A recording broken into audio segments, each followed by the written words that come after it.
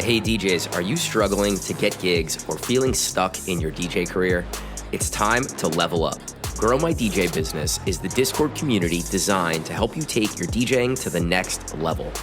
Grow My DJ Business offers exclusive coaching content from playlists and checklists to masterclasses led by industry pros. Connect with a network of passionate DJs, share experiences, share music, collaborate on tracks, and get inspired by each other's skills. Grow My DJ Business also gives you access to exclusive DJ edits, curated playlists for every genre, and even opportunities to book gigs. Don't just be a DJ, be a Grow My DJ Business DJ. Join our free Discord server today and unlock the full potential of your career. Click the link in the show notes or check our Instagram profile at Grow My DJ Business Podcast to join now. The Get Down is brought to you by Digital Music Pool. Digital Music Pool is the ultimate record pool for professional DJs looking for the hottest tracks and exclusive hits updated daily in an easy-to-use platform. You can find exclusive edits from myself, Cream, Adam B., Andrew Marks, Angelo the Kid, Armin Avero, Chumpian, Dan FX, Castra, Pat C., and Samus J. only on DMP. And we're giving you a chance to try their service for just $9.99 for the first month. All you have to do is click the link in the show notes or on the Get Down or Cream Instagram pages, create an account, and enter the promo code CREAM at checkout for your discounted month. DMP is my go-to record pool for new and exclusive music to play in my sets. So become a member for just $9.99 for the first month with the code CREAM and check it out for yourself. Click the link in the show notes or on the Get Down or Cream Instagram pages to sign up now. You will not be disappointed.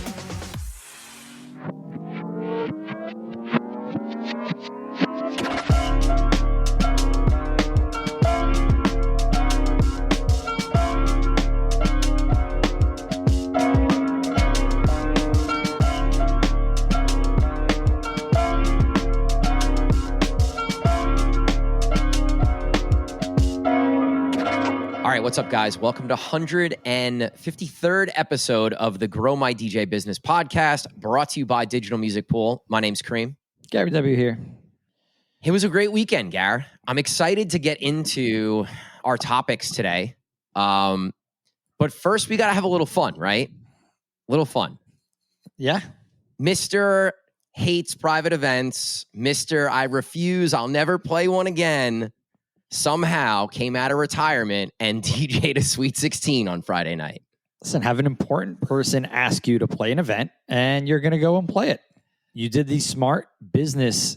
You had the smart business-minded move by reading the room, and seeing who's offering you the gig and doing your homework and knowing that great things can come from it, even if it is a Sweet 16 and a private event, something that you really don't want to do, but being the businessman that you are. I am insufferable, guys. I'm insufferable on the day of a private event, all right? The team player that you are, you went and did the event for the greater good. So I was DJing a nightlife event probably in the fall, and there was a party up in the VIP, not old, but like an older group of people that were hanging out, were popping bottles, got a bunch of food, spent a bunch of money. At the end of the set, came up to me, and this woman was like, "Hey, my name is this, and I loved your DJ set. You crushed it." She's like, "What's your Instagram? I want to follow you so I can link with you. We do these events, blah, blah, blah." Whatever. We talk to people like that all the time. She follows me, and she's a very influential person. She has her own podcast. She is a C-level person for a very large company, tons of 300,000 followers on Instagram. She's not an influencer. She's influential. Completely different things. Like Forbes magazine, like whole nine. Right. So when she approached me approached Get Down to do this party, we had a conversation. I'm like, Gary, I really don't want to do this, but she's like pressing me to be the DJ. And we sort of talked. I talked myself, and you sort of were like, you kind of got to do it. Kind of did. And so me and Timmy Vu, shout to Tim Vu, who's like my partner in crime for private events. Shout to Flair Entertainment. So we went and did it. Party went great. I DJ'd the whole time. rocked it out, nightlife style set. I played a ton of music. They were dancing the whole time. They were super happy. We got a call from another mom the next day, like, we need you for our Sweet 16. I'm like, I'm booked on those dates. I can't do it, but I could send my boy Timmy Vu. He's got you. He was there. So, short term, yes, it was a nice payday. Short term, sure, we made some money as a business, whatever. Long term, this was a long-term decision, right? Definitely. It's what else can we get from this relationship? And that's not like, that seems like a shitty way to think about it, but when our time is limited, it's like, if I don't want to do this event, I'm going to do it because it has long-term benefits for our business, not just a short-term payday, Right. I think people would argue here, any party that you go to do can have a long-term benefit. There is a possibility of a long-term benefit no matter what party you go and do, which is very true. And everybody should walk into all of their gigs with that mindset, right? I have to do a great job here. I have to go above and beyond because who knows who else is in the room. And maybe something huge can come of that. Some kind of big relationship can come of that. So that would be the other side of it. But from your perspective, this isn't the lane that you're looking to go down long term here, Sweet 16. But it's great to put yourself in front of people that are potentially important and can grow relationships, maybe in a more corporate sense, which that's what Get Down DJ Group wants to really align themselves with long term, right? So I just wanted to differentiate those two things for people that like, hey, like, you're not, you have to go into all sets thinking that there is huge upside no matter who's booking you. Yeah, totally agree. Like, I met this person in a nightlife setting, right? I didn't know who they were. I didn't know anything. It's just you go and do your thing. And if people like you, they're going to come up to you and introduce themselves to you. And maybe you get some bookings out of it. Yeah. But I think you're right. That's a great mindset to have no matter what. If you're an opener going into a nightclub, maybe you're there to impress the booker or a promoter that books a bunch of venues or an owner who's there. Like, I'm sorry, I'm laughing right now because because I just read Ferrari's tweet about 10 minutes ago about openers just absolutely burning everybody and what's going on with the state of openers right now. Big shout to Ferrari, and he started some really interesting conversations that are going on in his Twitter. Ferrari loves stirring the pot on Threads and on Twitter right now. It's like he's like ultimate trolling out there. Sorry, I had to interrupt, but he's saying that like it's gotten real bad out there. So I think we're going to get into that here in a minute. I think too, but for sure, definitely. But yeah, I mean, I think just to like tie a bow on the Sweet 16 thing. Sometimes we have to do things that we don't want because it's going to help us in some way down the line for a bigger goal, right? Like maybe opening for less money or playing a venue for less money or for a longer amount of time or whatever it may be in nightlife. Maybe it's not something you necessarily want to do, but it could really help you solidify yourself with that group of people or that venue in a long-term kind of way. So I really think we all need to be thinking about opportunities in a long-term perspective and less so on the short term. The dollars don't matter as much. The relationship and future bookings, I think, are more important than the immediate upfront dollars. I think that goes from private events, that goes to nightlife, that goes for everything. We've talked about that in the past where sometimes you'll take less dollars to just establish more of a relationship with somebody and build a relationship. Shout to all our private event DJs out there that like really do this, man, because bro, I was spent. I left my house at 3 p.m. I got home at like 1:30 in the morning. It's a long day. And that doesn't count any of the prep work, any of the phone calls, any of the planning. Like, it's so many hours per event. And yeah, you get more money, but it's just so many hours that are tied up into this one event, Yeah, I think that's why it's a huge reason as to why I stopped doing it, because when I was doing it, I had a regular job and had 2 other jobs or 3 other jobs. And it was like this, I'm not burning a full Saturday and Sunday when I could just leave my house at 9 p.m. to go do nightlife, Right. But money has changed in that world since big time. Like back then you'd get, a nice payday might be $1,000 and now you can get 5. So things are a little different.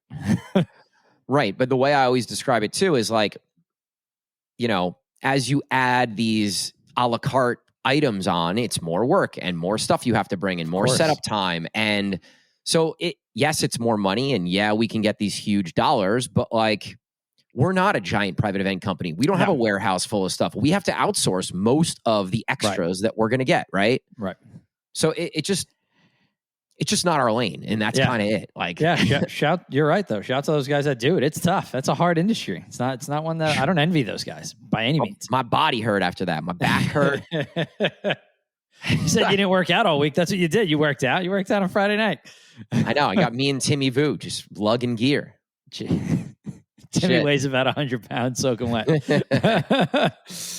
Oh man. So all right. So let's get into... So big transition for you after Friday night. Friday night, you do the Sweet 16 thing. You get home at 1:30 in the morning, and then you find out about this party that's going on in New York City, and you're like, in the most uncreamed thing, and the most uncreamed text message I've ever gotten was, I think I'm going to go into the city and go to this party. I'm like, I was at the pool. I left my pool to go to the city to a party. Think about that. Insane. I don't think I haven't seen it since the early 2010s. Now, I really wanted to get out. I went out to Summer Club in Queens, which is probably about 5 or 6 miles from my house in Jersey. Took me 2 hours to get there. So I'm in the car and it's like dead stop traffic going crosstown Manhattan. And I'm like, damn, do I just turn around?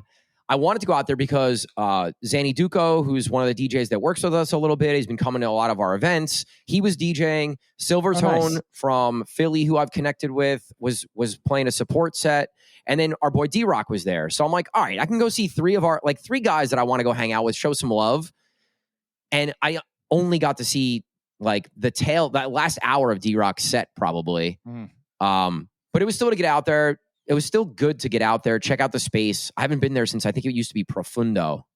Oh, wow. That's what it was? Yeah. Super dope spot, man. It's like rooftop. There's a pool. The DJ booth is great. They book all kinds of extra entertainment. It was just a good vibe over there, man. The weather was perfect.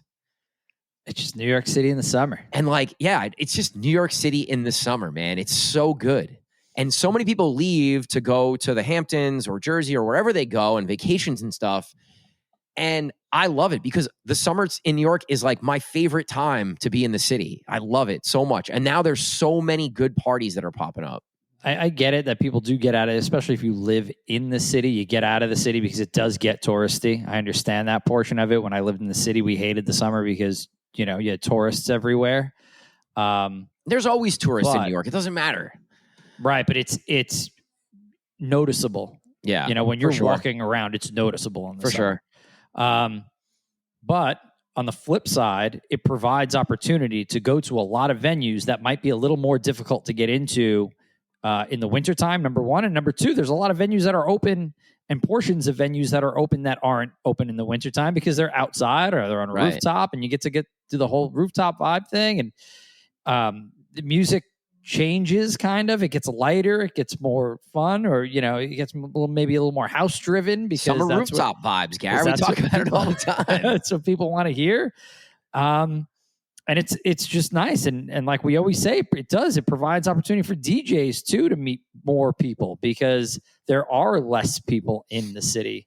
As far as industry is concerned. So it is a special time for DJs and people in nightlife to go out and network. These are the parties that are going to be popular all summer. The rooftop, sunset, hotel, Azure day party selling out every week. Shout to Luke Alexander. I'm so excited. I'm playing there August 11th. Probably like the one set I'm looking forward to this entire summer. Nice. So super hyped for that. But the Summer Club, Mr. Purple, I walked by Mr. Purple in the Lower East Side on Saturday because I was DJing down there. It was like one of a few places that had a line at 10 p.m., rooftop vibes. Yeah. The one hotel does a sunset party, and there's like so many other rooftop parties that are popping up. And, all fall and winter, we talked about like do something that is more of an event that people are excited to go to. Like the rooftop parties are kind of where it's at right now.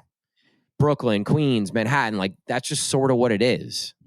Yeah, you're seeing it so much on social media, just even like these record labels or these entertainment groups, and they're throwing these rooftop and obviously getting a lot of social media content out of it. But throwing these little rooftop gatherings, and it's just, it provides another avenue to do something where you don't need to have an overt amount of production, because the backdrop of the rooftop is your production. Right. You don't need anything. And that's the beauty of it. Like, set up your DJ equipment and just let it go. Right. Sunset with a New York skyline doesn't really get much better than that. Right. Like, you see all these videos that come out of Iceland and in these caves, and right now, like the in front of the church with the projections is a big thing. I forgot what country that was in. Jami and Mala just did a big show in a church that looked insane. My boy Justin Mullins, who was in the city on Saturday, I was hanging with him, was showing me pictures of it. Nice. So that's what I'm saying. Like, that all like some of that stuff requires production, but like some of that like natural landscape backdrop stuff doesn't. And I feel like for New York City, like that's the easiest way to go. Less production and throw a nicely produced event. Yeah. So yeah, I mean, like down here, we had a pretty big produced out, even though we can do outdoor all year round, it upticks down here in Florida as well. Yeah. So Memorial Day weekend, Vintage Culture actually did a block party, and they shut down 2 blocks in downtown Orlando, which I feel like is insane coming from where we're from up in New York, where like that kind of not happening. There needs to be a dedicated space for that. Well, they literally shut down blocks where there's usually traffic. Well, we're seeing more and more events like that. Yeah, gotta love it. Like under the Williamsburg Bridge. Yes. Pop-ups in New York all over the place, which has been really cool and not something that I would have expected. Skrillex and Fortet and Fred again did theirs in Times Square. Who else? There another. I think Sarah Landry did one. I was gonna say another woman DJ did one in Times Square. Bastards Barbecue was in New York City last weekend, which is awesome. Yeah. Busta Rhymes performed at that, so that was cool. A-Track's done his block party out there numerous times. That's usually in Brooklyn. That's always dope and outside. One of my favorite parties that I want to go to is at Knockdown Center. I think that's in Queens. Yeah, that's an outdoor venue, and they get. Yeah, I mean, the Mirage has been crushing. Mirage, obviously. Clooney was there this weekend, which looked amazing. Yeah, so like there's plenty of outdoor venues to go to, and I think it's kind of funny. I was speaking to somebody and saying, "Oh, I need to get out to the Hamptons. I haven't really partied out there at all." And they're like, "No, save the trip. Just stay in New York. It's fine. Like, there's plenty going on in New York. Like, don't waste your time. Yeah, like 4 hours to get out here." I said if I was going to go out there, I'd want a chopper out there, because you could get you can get the blade, and sometimes you can get a good deal on a blade, and it's like, I swear to God, I'm not even joking. It sounds like the bougiest thing ever, but I'm not joking. You can get a blade from Jersey or Manhattan to go to the Hamptons, and it's like sometimes you can get it for like $125. Shut up. Which to me is worth the 5-hour trip or 4-hour trip in traffic. That's a crazy trip in traffic, man. It's a crazy trip without traffic. Yeah. But yeah, so I mean, vibes are high out in New York. But what did you think about like some of the DJ performances that you saw? Especially not just in New York, but just in general. Just kind of bouncing around. I don't know. I just didn't hear anybody that was very good. I didn't really hear many sets that were cohesive or sets that like had some thought process around like going from one track to the next. And I don't know. This is a long conversation, right? Because we're sort of in like a pay to play model, especially in New York City for openers. It's like, yes, definitely. How many tickets can you sell? Like Merck from Alvo was showing me a text from a promoter to get booked at a very prominent spot in New York City. And it was just like, I need you to sell 35 tickets. What's your DJ name? And Merck was like, what the hell? What's my DJ name? How did this guy get my number? And why is he booking me if he doesn't even know what my DJ name is? So like these promoters are booking DJs to DJ without one single speck of interest on if they can DJ, what they DJ. It's just how many people can you bring out? Can you sell a table? Can you bring people into the party? It's a major problem, man. But it's happening all over the place. It's been happening for a long time. Forever and ever and ever. This has been happening there. Is this just a New York thing? Or does this happen everywhere? I was going to ask you this because you travel to DJ and you have connections, and definitely have communication with a lot more people than I do. But New York City has been doing this since 06, 07, 08, from what I can remember. For as long as Serato's been a thing. This is why I stopped DJing in New York years ago, or didn't pursue growing there, because I didn't want to do this shit when I could get booked as a headliner in Jersey and make money and not have to deal with the bullshit. Right. It's the reason it's the reason that I wound up playing smaller spots in New York, and not smaller as in capacity, smaller as in not as known, because I wasn't messing around with bringing people after I had been DJing. Even when I was 25 and my friends were still going out, my friends were going out. I did this in reverse. My friends were going out in Hoboken, where we wound up booking years later. Yeah. And I was playing in this city, and so they weren't coming out there, and they had already seen me DJ for 8 years. So it was like, all right, well, I'm not bringing people out where, when I was younger, I could bring 70 people out, right? And I played a couple decent spots then. But then after the shine wears off and you realize that you're better than the resident DJ at the place, then it's like, well, I'm not bringing 50 people here when I know the resident can't shine my shoes. Yeah. But a lot of the places that I go, they have a resident opener, and it's the same person or one of a couple people every time I go there, and they know the room, and maybe they started as a young, inexperienced DJ, but they've been in this same club for however long, and they know the room, and they know how to play to their clients and their customers. Right. They're always good to land the ship if things go awry. But as far as New York City's concerned, it's always this model has been around. Like I said, I think since Serato's been around, that's when I can remember it coming, because there was a saturation in the amount of DJs there was post Serato. Once you could just load all your music onto your computer and then just walk into a club with it, it became a lot easier, right? More accessible. And that's all well and good. All for that, for sure. Right. We built a business on it, but you have to watch. With the oversaturation comes less talent. Let's be real. The talent pool, even though it gets bigger, it shrinks, if that makes sense. I was with Justin Mullins, so he works with CS3 agency. He's managed M3 in Miami. He's worked in Jersey. I met him at HQ. He used to work at HQ. He was doing AR stuff for HQ. Great dude. Randomly ran into him. We hung out for the whole day. We went out for drinks after. We were sitting there and listening to the DJs later in the day and literally calling the song that they were going to play next. It was just so predictable, and it was just mixing intro outros, and it was just boring. We wonder why nightlife hasn't been doing as well. You wonder why less people want to go out, because they're getting this shitty experience when they go to these high-end venues where they're booking DJs that have 1, 2, or less years experience, and they don't know how to DJ.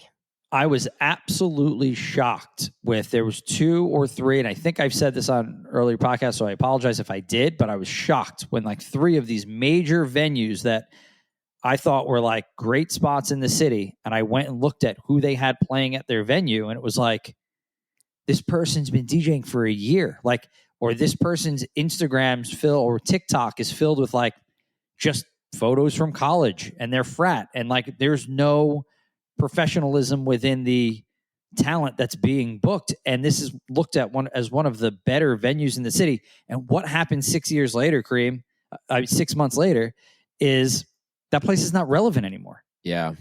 Right. And it's because you can't keep a room. You have too many options in a small area to have bad talent, because people can just walk out the door and go next door.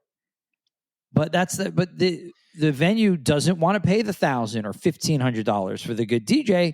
It's for them to make 40 or 50,000, right? They want to have, hey, 21-year-old, can you bring 50 kids that are going to vape the whole time? Right. Or bring in their own alcohol, or drink pregame heavy beforehand and drink waters, or do drugs and just drink waters. I'm okay with that. I'm joking, but you know what I mean? It's tough. It's a tough, it's a tough landscape because it's tough all around. You're trying to the owner's trying to cut costs, and that's maybe some portion of this as well. This is why I will forever be a proponent of DJs booking DJs, not promoters booking DJs. Right. When promoters are booking DJs, they don't care. They don't care in most cases. Yeah, they want to book a headliner that they know is good, but they don't care what's around that headliner. Yeah. There are some, right? There's a bunch of promotions agencies or promotion companies we've worked with that do care and, curate their bookings as a DJ would, let's say, or really care about the music. But I would say the majority don't. They just care about how many people can you bring through the door. Like people reaching out to Olive Oil and not even knowing who Olive Oil is, which, yeah. Why are you reaching out if you don't even know who they are? You just want the 35 people to come through the door. And if you get enough of those DJs that play for 45 minutes, that bring 35 people through the door, you have the start of a party. Are the days of having like the big, you know what? It's just different. It's different now. So I'm not even going to pose the question. But all right. So you were saying that like some of these DJs, like they're not having cohesive sets. And you said you've been hearing this a lot recently. What do you think like guys can do in order to prep and girls can do to prep themselves to have what sounds to you like a cohesive set? It's a huge pet peeve for me. And when I'm listening to DJs, it's like the number one thing that I'm listening for. Number one is, can you play multiple genres? Because how many DJs that I meet are like, I play house music and I'm trying to play the house music spots. I'm like, yeah, you and 1,000 other DJs that I've talked to this year, like all trying to do the same thing. But, yeah, the cohesive set, right? Even if you're playing 128, right? Even if you're playing 4 on the floor house style music, all right, if you're going to play vibey house, right? That has a Latin vocal, like don't then go to trap. Don't then go to something that makes no sense with what you were just playing. Like if you want to go from vibey house music to Latin house, think about the songs that you can play to get there, right? Maybe the vibey house song you're playing, the next song is a vibey house track with more of, I don't know, like a Latin house vibe, right? Then the next song is a full-on Latin house vibe that has Latin vocals. And like, it's just thinking about how to connect the songs and not just going from one thing to the next thing to the next thing. And even more so in like an open format set is really kind of what I'm talking about. But yeah, if you're going to transition down to 100 BPM, like give me a house track that has a hip hop vocal to sort of start teasing in that hip hop, right? Yes, definitely. Then transition down to a 100 BPM hip hop thing. Don't go from Tiesto with a female singer on it to $1 Million Baby. Like there's just no thought to it. It's lazy transitioning to me. It's not curating your set. And it's a huge pet peeve for me. And I think it's one of the things that shows me that you're an inexperienced DJ. Your vibes really have to mesh. It's what makes people think, wow, that was really good. That was a really smooth set. Whether they know why it was, which they usually don't, but they know that it sounds like it all goes together and it flows nicely. Right. And I think that's what sets apart, even if you're not a fantastic technical DJ. We say this constantly. You and I are probably the least technical DJs that there are. But our sets sound good because there's a clean flow to them. And it's not harsh. And bartenders and people that go out regularly and people that listen to DJ mixes regularly, which is more people than not these days, can tell when something sounds a little jagged, a little harsh. It's not as clean and flowy. And like you said, like even if it's a house song with bongos in it, it's like, okay, well, I can get into some kind of Latin flair here. Or maybe you're going to go to Baila Funk from there, or whatever the case may be. Whatever it might be, right. But like you could take elements. Show me that you're thinking about how you want to go from point A to point B, right? Or even if it's point A to point D, you can't just jump from A to D. You have to go from A to B to C, then to D. It just shows me it shows me that a DJ is thinking about their set and how to keep it clean and how to keep it flowing. And like you said, whether the staff or the customers know what's happening, they know what sounds good or what doesn't. Yeah. They're out enough to know. Right. It's just it's something that I'm hearing more and more and more of, and it drives me absolutely crazy. And it's something that I really focus in my sets to make sure that I'm DJing in that way, so that it is more of a journey. It's more of a flow. I think that the music pool is vast. There is so much music. There is so much popular music. It is very difficult to wrap your head around bringing all of this music together in a clean way. It's very hard.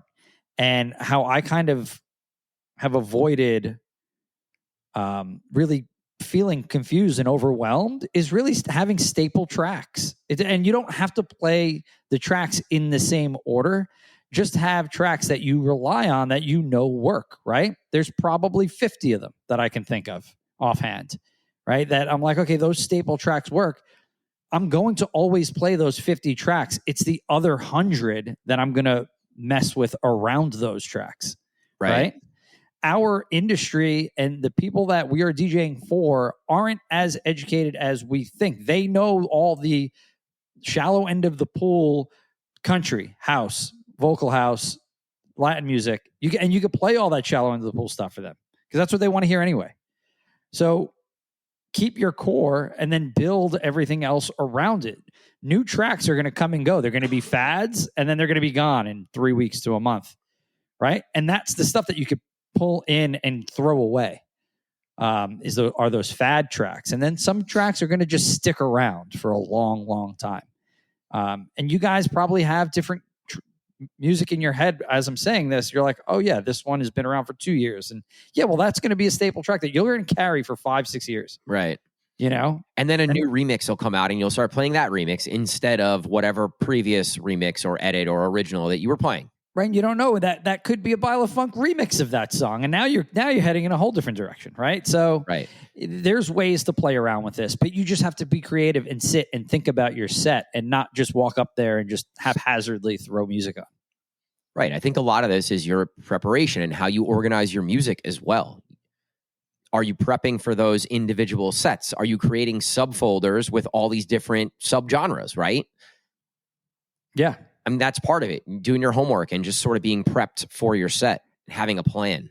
Do you think that some of this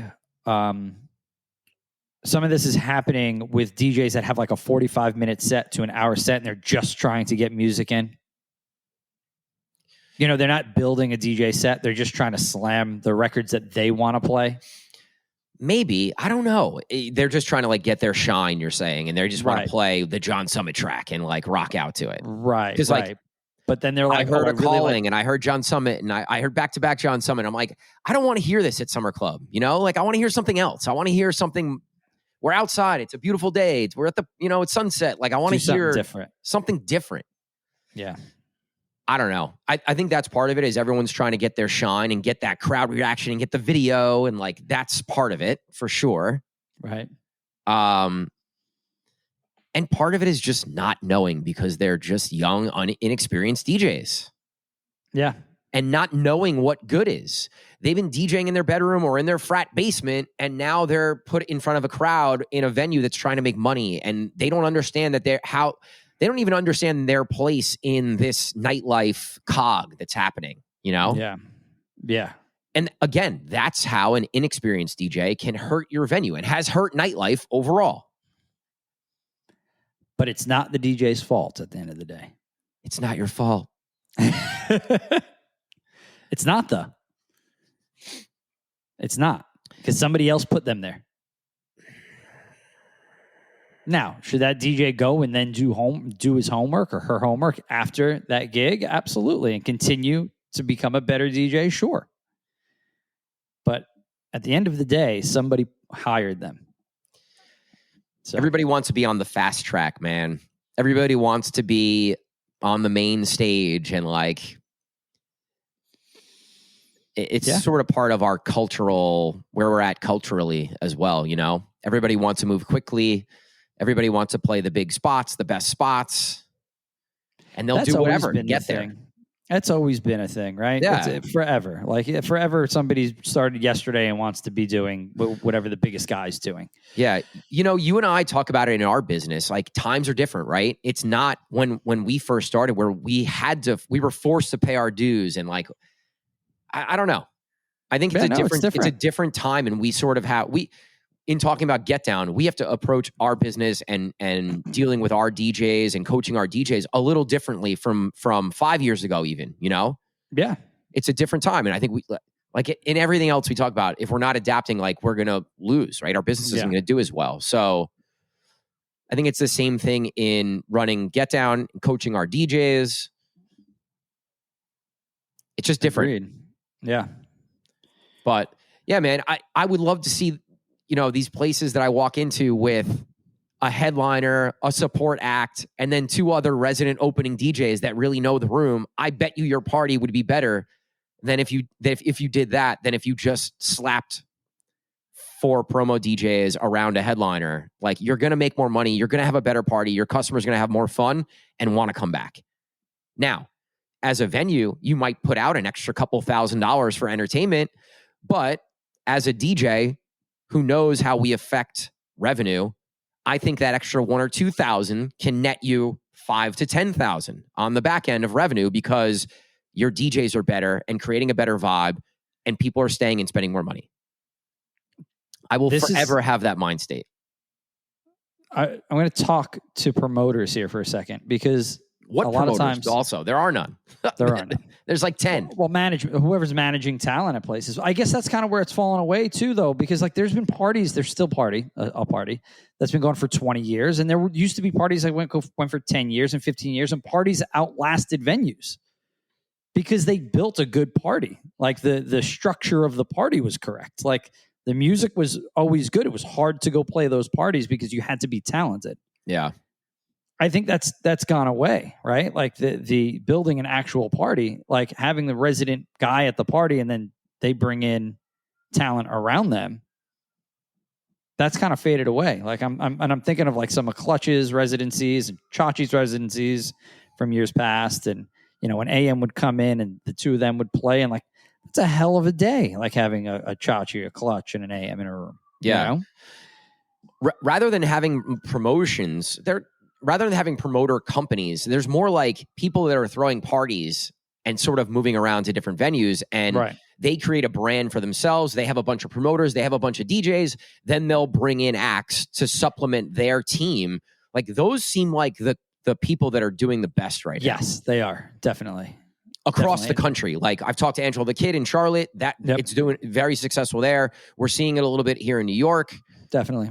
I was just talking about Knockdown Center, and I think they have 2 or 3 different parties that come through that venue that I don't think work for the venue. They just bring the party in and like very, very successful, sell out every time. Right. And those groups are doing parties at different venues. Sometimes it's like a different theme or a different style of music. Yeah. That seems to be what's working right now. Yes, definitely. It's not, hey, promoter company, come promote this venue and book the local and regional talent and let's sell bottles kind of thing. Like that ain't working. It's the new approach. It's a good approach. It keeps things fresh. Yeah. People don't get stale. But speaking of fresh and new and shiny things, as we know, I'm a huge Deadhead, and we're, I think, 3 weeks into the Sphere in Vegas residency. They're doing 30 shows into August. Every Thursday and Friday and Saturday night. Said I'm not going. There's no fucking way. I hate Vegas. Don't ask me to go. I don't care. You can give me tickets. I'm not going. Video came out. It looks incredible. The visuals, they did a great job with it. Because when Fish went through there, Fish played 420 there, and everybody said it looked like a Microsoft screensaver. I guess like just the visuals weren't up to snuff. Dead & Company starts. It's obviously a 30 show run, and they put some time and effort obviously into what they're putting out, the product that they're putting out, and it looks incredible. So as I'm watching this, my one big thing here is there's 18,600 seats there, right? Meaning there's about 1,400 100-person capacity down on the floor, which is still a decent size. I only want to be on the floor. I don't want to be in the seats. I have no interest in that. So while I'm thinking about that, I'm thinking, well, how would a DJ translate in this space, right? Because initially I'm like, this would be sick. It would be a great thing for a DJ to do, or an act to do. And I think we think about, what's their names? The Afterlife Party, right? Anma or whatever. I never know how to say their names. Yeah.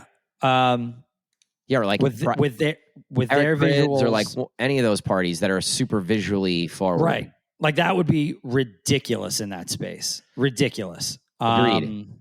Like that would be amazing. I think I would go for that. But like just a straight up DJ set that wasn't so visually focused, how do you think it would pull off? Obviously you'd have to build visuals around the set, right? I want to go back to the dead thing, but to answer your question, I would say if a DJ is booking a gig to play at the Sphere, I would say they're going to spend a shit ton of money to make sure that their visuals are going to stand up to that space.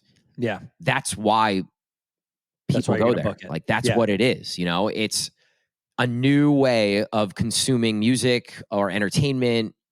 And it's sort of playing with all your senses, right? Not just your ears, but your eyes. And I don't know if they're doing like are they doing like smokes and smells and different things to like feel like you're really in it? Or I don't know. No, I mean, like, I think of like when we go to Disney and then you're on the ride and they spray like the smell. Like they should be doing that in the Sphere. They should be doing that. That'd be ridiculous. Well, I'm sure the Dead Show just smells like a Dead Show. It just smells like hippies and weed. See, like so. I'm the last possible people on earth that I would think would book the Sphere would be like Fish or Dead. It's just it's so against anything that I associate with the people that go to those shows and the bands. Well, I think when they announced this, everybody kind of shunned it a bit and said, like, this is so not something that we're interested in. Like we go for the music, like, and it doesn't matter if I'm looking at the wall at I was going to say Giant Stadium, at like MetLife Stadium or Boulder Stadium that I went to last year. Like I could literally be staring at the wall, and like as long as I can hear them, that's fine. Right. It has nothing to do with looking at a band or sure, their visuals behind the stage are incredible. Always. They're very, very good. But that's for everybody that's on LSD and on shrooms, and you can get lost in that stuff just at like a stadium. Forget this whole Sphere thing. Right. I feel like people would be freaking out over there if they're doing those types of extracurriculars. So I've seen a couple like PSAs by concert goers that were like, bring a lot of water, be sure that like you have a seat, like because you're going to want to sit down at points. Yeah, like I could see people getting sick and dizzy and completely overwhelming. A lot of people are like, they're breaking down, they're having emotional experiences. Man, these hippies are funny, Gar. You guys crack me up sometimes. But I guess when you're getting into your extracurriculars pretty heavy, it can be overwhelming. I'm sure it looks pretty crazy. The stuff that they've been doing is yeah. I'm on board. I'd go see anyone but you two there. For the record, fuck you two. All right.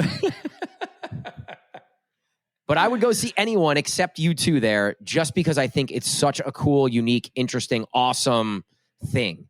And as far as for the DJs, like I would love to go see Knock 2 or whoever that I'd be really hyped to go see that I know is going to do some crazy visual to go along with the show. Now, I agree with you. I'm not a in the seat type of person for concerts. Like It's just not really my favorite thing. Whenever I've seen like big MSG shows, like I like them, but they're just not as good to me. Right. Than going to like the festival grounds or just being in GA somewhere. I'm a big GA guy. Like you just really, I feel like you experience the show in a better way. Now, Do I want to have VIP so I can get out of the mess? Go to a nice bathroom, get a vodka soda? Absolutely. Oh man. Maybe pop a bottle if I'm feeling, real good. Wow, No, I don't know. You and my concert experience completely different. But yeah, generally not a fan of like the seated shows. Yeah, it seems like everybody's standing up. I think everybody has a seat. I think there's 18,000 seats, I believe. I think that's how I read it. But like I said, everybody's standing up. So I'm like, can you sit? But generally at a dead show, nobody sits anyway. So I think at most shows, does anybody sit at a show anymore? Probably not. I mean, rarely. Like for a few minutes, maybe if you just take a seat to like rest for a second. Yeah, you can see how many non-dead shows. Yeah, once the act comes out, like you're standing the whole time. Right. But yeah, I was just thinking, like, how would it? I mean, I guess because I still feel like DJs sometimes don't translate in arenas so well because of the seat situation. And I'm thinking about Black Coffee at MSG, and I'm like, that I would have loved to go to that, but I feel like it'd be strange to be shoulder to shoulder with somebody like while Black Coffee's playing, and like I want to dance, you know, and like I want my own space. I think you would the first couple DJs you're going to see in there are going to be the biggest ones, right? Calvin Harris, Tiesto, like the guys that are already doing those massive stadium shows anyway. Yeah. I think that you're not going to see lower level DJs that don't have the dollars for production. Like you're going to get the top end guys or girls with massive production budgets, and it's going to be awesome. Tell of Us has to do it. Like, I know that they're not huge, but I think they could do 20,000 people there. No problem for their afterlife party. Yeah. No problem. People around the country would fly to Vegas to go to those shows and pack out the Sphere. I would. For sure. I absolutely would.